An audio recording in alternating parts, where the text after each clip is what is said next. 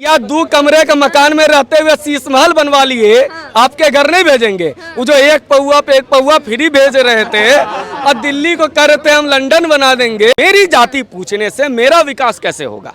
मैं आपका जाति पूछा नहीं, मैंने यहाँ पे लोग खड़े हैं, किसी न किसी की जाति नहीं पूछी। ये जो मनमोहन सिंह की तारीफ करते हैं, ये उदारवाद उदारवाद उदारवाद, क्या था उदारवाद? कौन बोल रहे हैं? वो जो आपातकाल लगाते हैं, वो जो शीश महल पे प्रश्न करो तो एक महिला पत्रकार को पंजाब में जेल में डाल देते हैं। वो कहते हैं देश में लोकतंत्र खत्म हो गया है। या वो बताएंगे हमें जो सरेआम कहते थे कि भूरा बाल साफ करो, वो हमें लोकतंत्र बताएंगे। वो कहेंगे कि 6 इंच छोटा कर देंगे, वो हमें बताएंगे। वो बताएंगे कि अपने ही देश की जनता, अपने ही प्रदेश की जनता यदि अगर बीजेपी को 77 सीटें दे देती है तो उसको बंगाल से दूर भागना पड़ता है, वे हमें लोकतंत्र का पाठ पढ़ाएंगी। वे शक्तियां हमें लोकतंत्र का पाठ पढ़ाएंगी जो अब तक अपने खिलाफ एक शब्द नहीं सुनना चाहती है। वे पाठ पढ़ाएंगे कि देश में लोकतंत्र नहीं है। ये वही सोच है कि India is Indira, Indira is India, और जब इंदिरा नहीं है तो इंडिया नहीं है, और इंदिरा नहीं है तो लोकतंत्र नहीं है। लोकतंत्र नहीं सर, अब इंदिरा गांधी के बाद उन्होंने खुद का इंडिया अलायंस बना लिया है। नहीं, उन्होंने इंडिया नहीं रखा, उन्होंने INDIA रखा है। बीच में कई सारे फुल स्टॉप लगा दिए हैं। भारत का विकास जो हो रहा है, हम चंद्रमा पे पहुंच जाए ना पहुंचे इसलिए फुल स्टॉप लग जा दो। हम वैक्सीन अपनी ना बना पाए इसलिए फुल स्टॉप लगा दो। हम आत्मनिर्भर ना बन पाए इसलिए फुल स्टॉप लगा दो। हमारे चंबल में, हमारे बस्तर जैसे इलाकों में रेलवे ना पहुंच जाए इसलिए फुल स्टॉप लगा दो। इसलिए I में फुल स्टॉप, N में फुल स्टॉप, DN में फुल स्टॉप, I में फुल स्टॉप, A में फुल स्टॉप। ये पूरी तरह से इंडिया में फुल स्टॉप लगाने के लिए ये गठबंधन लगाया गया है। प्रश्न केवल एक सा है कि क्या देश जहां पर आज खड़ा है इस विपदा के बाद, हम वापस लौटने को तैयार हैं क्या हम फिर से 100 दिन की रोजगार की बात करेंगे या व्यक्ति को कहेंगे आत्मनिर्भर बनो? एक मॉडल था अर्थशास्त्री जी का जो कहते थे 100 दिन नौकरी कर लो, 100, 200, 500, 600 रुपया मिलेगा मनरेगा में, तुम 100 दिन कमाओ, बाकी दिन खाओ। बाकी दिन क्या करोगे? दूसरा मॉडल है कि आज देश में 100 यूनिकॉर्न कंपनियां हैं, वो कंपनियां जो भारत से बाहर कई देशों में व्यापार करती है। वो लोग एक तरफ हैं जो कहते थे कि आदिवासी हैं इस देश के, और आदिवासी के नाम पर वोट लेते थे, लेकिन उस आदिवासी को स्कूल जाने के लिए एकलव्य विद्यालय ये सरकार बना रही है। एक तरफ तो हज के लिए सब्सिडी दिया जाता था, लेकिन मुस्लिम बच्चों को लैपटॉप मिल जाए इसकी सोच नहीं बनती थी। आप मुझे बताओ कि मुस्लिमों को सबसे ज़्यादा अगर फैसिलिटी मिली हो, चाहे वो मदरसों का अपग्रेडेशन कहिए, स्कूलों का अपग्रेडेशन कीजिए, इसी सरकार में। लेकिन यहाँ जाति, पहले तो धर्म की राजनीति इस देश में हुई, अब देखा कि यार इससे भी नहीं बात बन रही है, तो वो भूल गए। वो क्या कह रहे हैं, जिसकी जितनी हिस्सेदार जनसंख्या भारी उसकी उतनी हिस्सेदारी, मतलब 85% हिंदू के 15% मुसलमानों पे कब्जा कर ले, ये सोच है इनकी।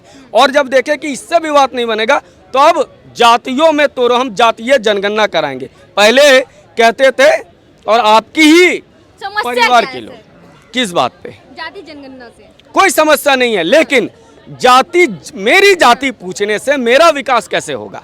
मैं आपका जाति पूछा नहीं, मैंने यहाँ पे लोग खड़े हैं, किसी न किसी की जाति नहीं पूछी। हमने ये देखा कि ये व्यक्ति कितना सुदृढ़ है, इसने खाना खाया है या नहीं खाया। प्रश्न ये होना पूछा जाना चाहिए था कि इस देश में कितने अमीर हैं, कितने गरीब हैं, कितने 2 जून रोटी के लिए तरस रहे हैं, कितने लोगों बेरोजगार हैं। आप पलायन पे बात नहीं करते, आप जातीय जनगणना की बात करते हैं। ये जो सिगुफा छोड़ा गया, इन्होंने कहा कि संख्या बढ़ गई OBC की 50%, 52%, अभी जो आया है OBC 63% बिहार में आया है। 63% OBC में 13% मुस्लिम OBC को भी जोड़ दिया गया है। बताइए ये क्या हक मार रहे हैं OBC EBC का? 36% ये कहते हैं संख्या भारी, 36% बिहार में अत्यंत पिछड़े लोग हैं। उसके मंत्री कितने हैं? 5, और 14% यादव है। मंत्री कितने हैं? 6। बताइए कौन किसका हक मार रहा है?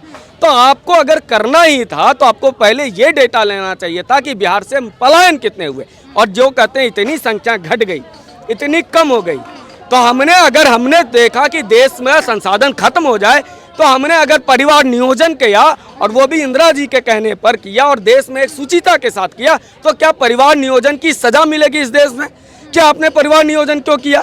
इसकी सजा ये लोग देंगे।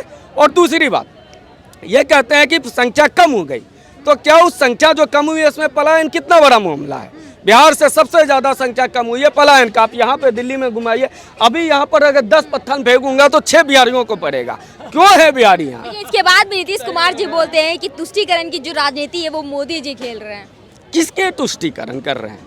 मन क्या तुष्टीकरण नहीं, तृप्तिकरण, और तृप्तिकरण भी है तो महिलाएं सड़क पर शौच करती थी, तुम्हारे जाति की महिलाएं होती थी उस समय, तो तुम उस महिलाओं को शौचालय नहीं दे पाए और आज तुम उसका जाति का नेता बनते हो।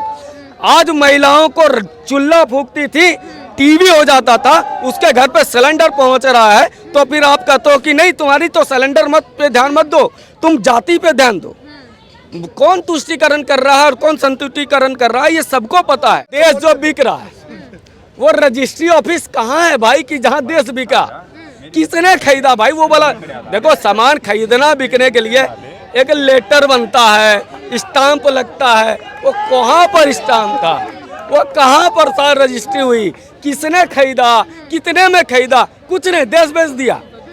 अरे देश बेचा है तो बताओगे ना जी, किसने खरीदा किसने नहीं खरीदा। अगर ये लोग दिल्ली ट्रांसको जो सरकारी बिजली की कंपनी थी उसको अंबानी को देके BSES बना दे और टाटा को देके NDPL बना दे, कहो देश का विकास। ये जो मनमोहन सिंह की तारीफ करते हैं ये उदारवाद उदारवाद उदारवाद, क्या था उदारवाद? उदारवाद था कि प्राइवेट इन्वेस्टर आएंगे, इन्वेस्ट करेंगे, यही तो था, खुला करना बाजार को। उस समय का तो खोल दिया बाजार, प्राइवेटाइजेशन कर दिया तो मनमोहन सिंह बहुत अच्छा, और मोदी प्राइवेटाइजेशन कर दिए कहता बहुत खराब है। ये कैसा दोगली नीति है? और मनमोहन सिंह कहते हैं कि ये लोग एक और तर्क रखते हैं कि 40 साल में सबसे ज़्यादा बेरोजगारी अभी है, सबसे ज़्यादा बेरोजगारी 40 साल में, मतलब 80 के दशक से 90 के दशक में जब देश का अर्थव्यवस्था डूब गई तब कहते नहीं उस समय सब रोजगार में थे तब डूब गई, और आज कह रहे सब बेरोजगार है। मतलब जब GDP हमारा हाई, फंक्शन हाई, मैन्युफैक्चरिंग खिलौना में हम सबसे ज़्यादा, हमारे पास मोबाइल प्रोडक्शन में दूसरे नंबर। पक्ष कह रही है सिर्फ पेपर वर्क में, जमीनी स्तर पे आके देखिए ऐसा कुछ भी नहीं है। आपको अगर जमीन का देखना है तो आप एक किसी खिलौना के दुकान पे चले जाइए। पहले अगर जाते थे तो चाइनीज खिलौने मिलते थे, और आज जाके देखिए कि भारतीय खिलौने, और मैंने तो आश्चर्य हुआ कि चांदनी चौक पे मेड इन चाइना बेच के भारत का बना खिलौना बेच रहा है। इस अंतर को समझिए। आज वंदे भारत कहाँ पहुँचा है? ये रेलवे का जो विकास हुआ, सड़कों का जो विकास हुआ, आर्थिक गतिविधि बढ़ी, और उसके बाद कहते हैं कि देश का विकास नहीं हुआ। आज सबके पास 20,000 का फोन है, और रेलवे में सबसे ज्यादा पहले AC बोगी रिजर्वेशन हो जाता है। ऐसी बातें करे विपक्ष तो बोल रही है अमीरों की सरकार है ये मोदी सरकार, गरीबों को मिटा रही है। मैं एक अमीर मैं भी हूँ, मैं भी हूँ एक अमीर।